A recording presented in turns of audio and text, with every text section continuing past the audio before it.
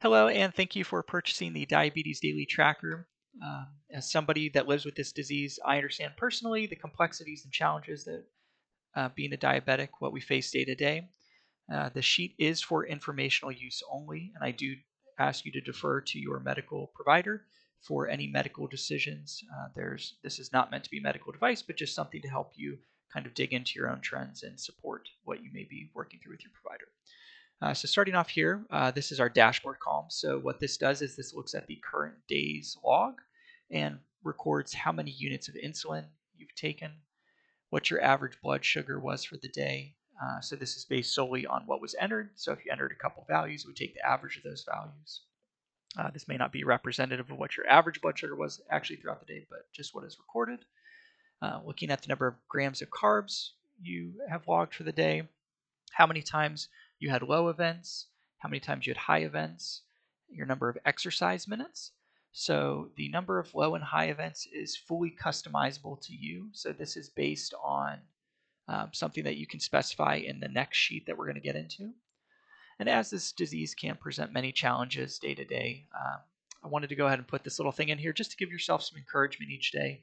If you're logging this and you're taking ownership of this, that is amazing in and of itself. So looking at this, just unchecking or checking this box, you can update these quotes that populate. So each time you select this, I think there's about 100 quotes that it'll cycle through for you to look at. So hopping in, we see all of our tabs down here at the bottom. So we're going to go into our blood sugar log. So I've already kind of got some values here. So first thing that you need to do to update this is you need to select what units you would like to use for your blood sugar. I'm a milligram per deciliter type person. So my lower value that I entered here was 75, my upper value being 180. You can fully customize this to your units, and then if you prefer one or the other, completely up to you. So what that does is if something in your blood glucose columns are below your lower value, it'll be red. If it's between, it'll be green, and if it's above, it'll be yellow.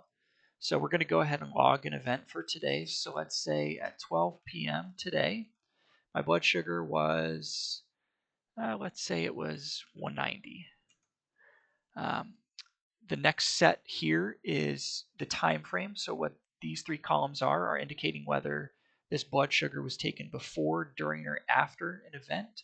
So the events that we have on our sheet can be either food items, so that's this middle section here, or exercise. So I think it's helpful to log what our blood sugar was before, during, or after those events, and then kind of looking at it after it actually had occurred as well, a couple hours.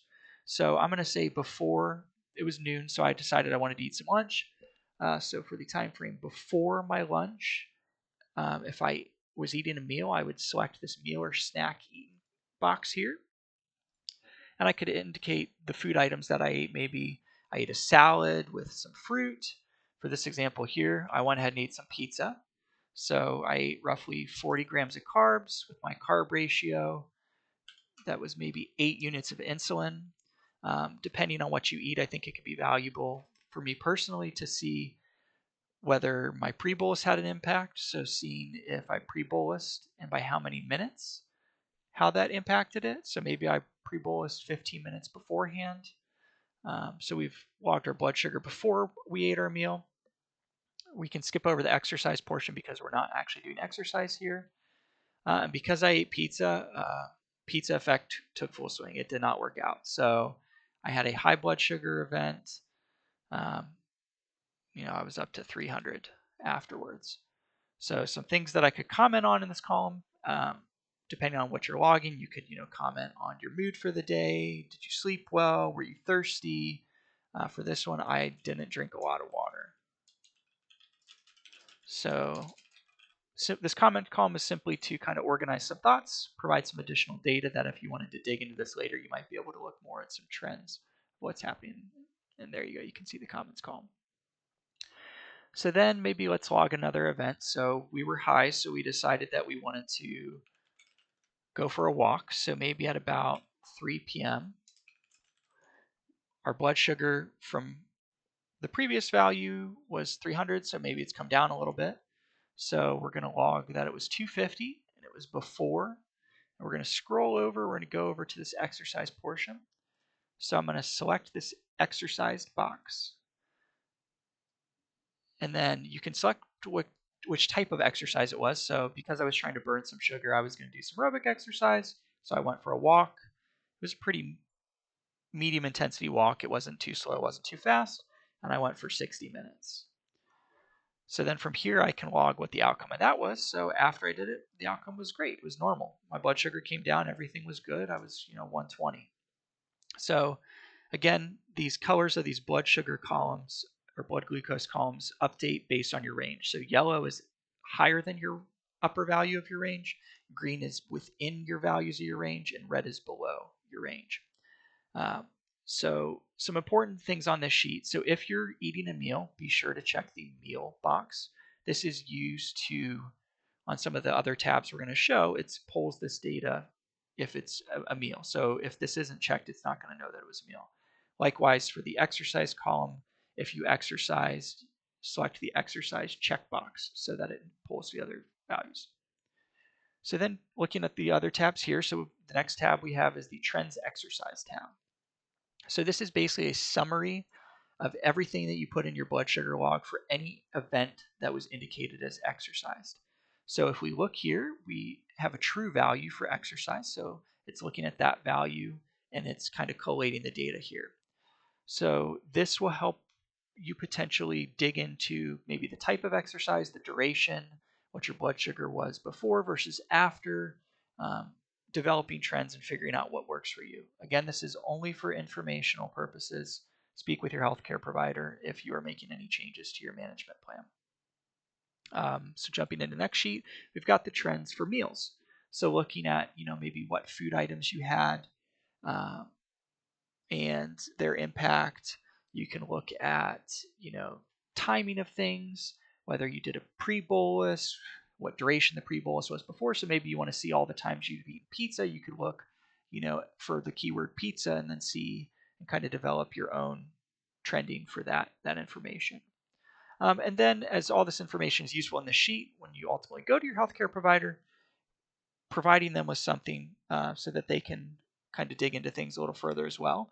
So one thing that this sheet has as well is some report printouts. So going to our report printout tab. So in the report printout tab, let's zoom out a little bit here. So in our report printout tab, it's pulling all the data automatically from everything that has been entered in the blood sugar log. So only thing that is needed here to evaluate is the date range. And so the date range, you will need to enter a start date and an end date. And so what this does is it then is used to kind of work on some of this summary data at the top here. So the summary data that this report includes is, what was your average exercise minutes per day? So looking at your total number of exercise minutes over this number of days, how often did you exercise per day? Looking at what your approximate average blood glucose is. This is using only your recorded values, maybe not CGM data that you might have. So this is just looking at simply the recorded values and taking the average of them. The insulin units per day, again, the idea is that you would be logging this every day, so this would be a more realistic number. So this currently is looking at the number of units that have been recorded over this number of days, which is why it looks like it's kind of a low value. And similarly for the approximate carbs per day, it's looking at the number of carbs that have been entered versus this date range of 23 days or whatever it may be. Again, why it's a low value.